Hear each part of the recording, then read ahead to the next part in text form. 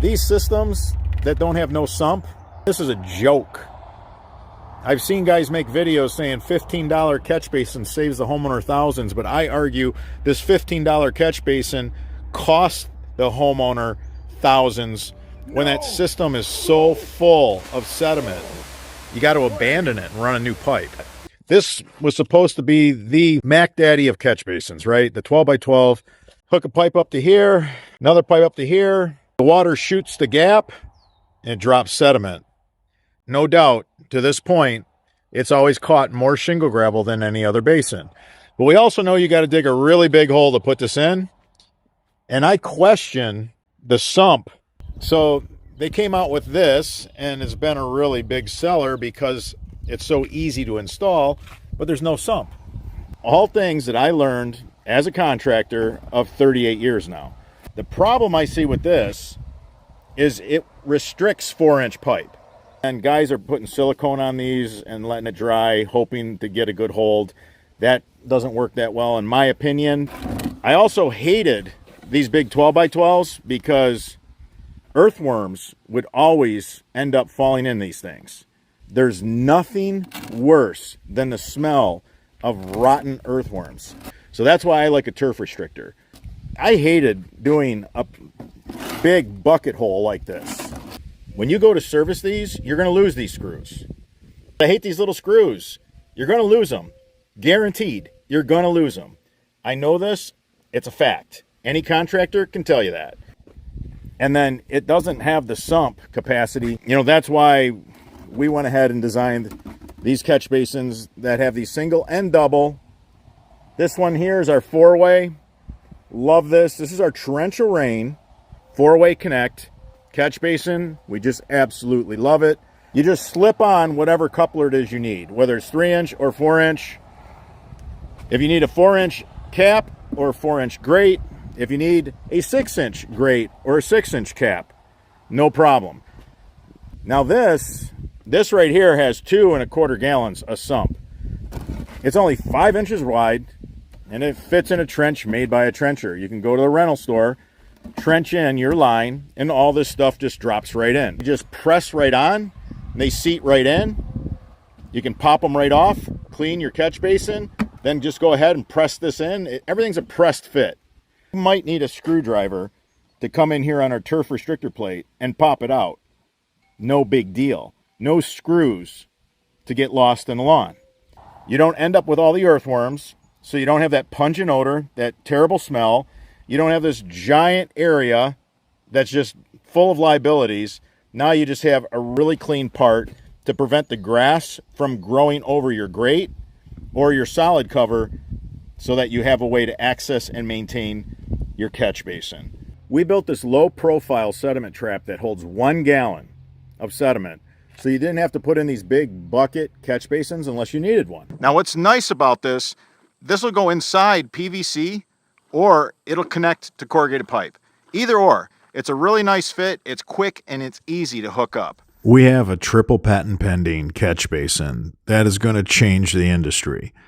It is the quickest, fastest connecting catch basin. It is the easiest to clean. It is the easiest to install.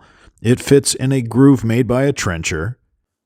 It holds 5 to 10 years worth of shingle gravel on a roof runoff system line, meaning it doesn't need to be cleaned, but every 5 years. All you have to do is snap on your corrugated pipe. It's that simple.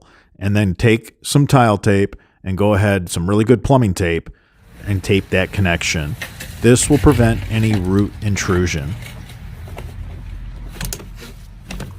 Everything's a dry fit, a slip fit, no glue required.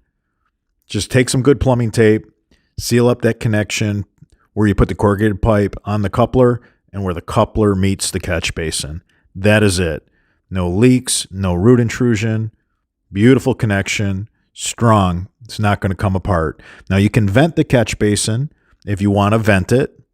And if you want to have a solid cover because you're worried about mosquitoes possibly breeding in this larger catch basin, we have a solid cover. No tools required. That was the big thing. We wanted to make sure that all you had was a shovel and maybe a box knife or a hacksaw to cut your corrugated pipe. We wanted to keep it simple. We worked really hard to get all the parts made in the last couple of years, from the gutter downspout all the way to the pop-up. We have you covered. Put a piece of drainage fabric under your catch basin and put pea stone between the fabric and the catch basin. That way the water after a rain, what's left in this inline catch basin, can leach into the subsoil. This is a beautiful, beautiful job. As you're building your yard drain, you need to put slope on your yard drain, which means your pipe's going to get deeper. As your pipe gets deeper, you're going to need risers. We made some HD PE risers. Each riser gives you 1.5 inches of lift. Every time you go down to another catch basin, you just increase the risers. Very easy. No tools required. You don't need a Sawzall. You don't need a power drill. Everything is a quick slip fit. This simulates a belly in a pipe. The basin becomes part of your pipe. Literally, the basin itself replaces a section of the system. You want to put this in your discharge line right at the very beginning. You'll catch all the sediment. Even in your downspout lines, you want to put these right away. That way, you're not contaminating the line. This here has 1 gallon, but it's a single pipe system, which leads us to this unit right here. Anything that you're connecting to, you slip it on, 2 pins, done. No box knife needed. No glue, just slip it on, click, click, done. Super easy. You can do just solid if this is just going to be just to collect sediment in a line. This is going to be an intersection where you're grabbing up more line. Right here, this is capped off here, and this is capped off here.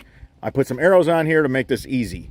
So when you come in the bottom and then you ask the water to come up and out, you collect far more sediment. So if you're taking a line to a leach field or a dry well, and you don't want it to collect a bunch of grit from the rooftop, any kind of pollution, this is how you want to do it. You want to come in low, let the water rise to exit, and you're going to collect. When the water goes to rise, it drops all the sediment, leaves it behind. If you're trenching and you have multiple lines, here you go. If you're looking for a way to really filter out contamination because you have a cistern and you're using the water, you're off grid, this is an ideal setup right here. And this is our super sump setup right here. Cap this off, 2.25 gallons of sediment right here. So we have 6-inch black, green, solid black, and 6-inch. Of course, you can expect a turf restrictor with this as well. We also have a very convenient bottom where you can just line up these, you can see these holes for a drill bit. Use a small drill bit, drill out those holes to whatever size you want, but I encourage a small drill bit so during the rain you're not leaching a lot of water. I got you guys some really good action footage. Enjoy.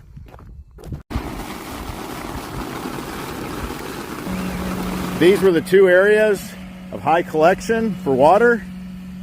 We got a little bit of slope here.